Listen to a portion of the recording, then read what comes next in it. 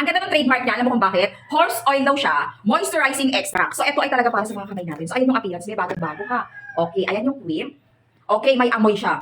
Medyo mabango, na parang lotion something. So, eto guys, eto highly recommended ko pagkatapos nyo maglaba. Ako kasi naglo-lotion talaga ako pagkatapos ko maglaba. Talagang sa mga nakakilala sa akin, alam na alam nila na maarte ko sa sa kamay.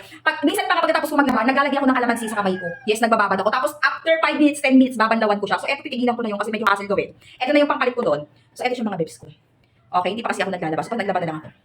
Ayan. Pero ito kahit hindi ako maglaba, every night ko ito gagamitin mga bebs ko. Ayan siya, oh. Oh, ayan. So kung gusto mong, alam mo yun, maging flawless yung skin mo, kahit nagurang ka na, paiwasan yung pangulubot ng mga kamay mo yan. Bilhin mo to, ha? Para sa'yo to. Huwag mong tinitipid yung sarili mo, ha? Okay? Napakamura lang nito. Para sa'yo to, deserve mo to. Pang isa.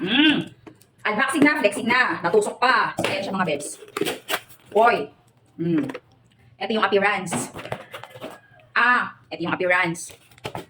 So, ito ay para sa ating mga kamay. So, ito ha, kung once na 40 up ka na, 40 pataas ka na, be, kailangan mo to. Or else, nasa 20s ka pa lang, 30s ka pa lang, pero yung kamay mo, yung mga kamay mo, be, talagang tantad sa trabaho, sa paglalaba, at napapansin mo na nangungulubot na, katulad ng kamay ko, tingnan nyo, ayan, so, ito na pa-check out ako, ito talaga ay hand lotion. Ito po talaga ay moisturizing ng kamay. So, maarte nga ako, be, mga pagka. So, sobrang kaartihan ko kami kamay, tsaka pa ako, binili ko talaga ng moisturizing. So, ito siya mga bebs ko. Ito yung logo niya, ayan siya, and the expiry date is 2029 pa. Ang ganda ng mismong trademark niya, rose oil.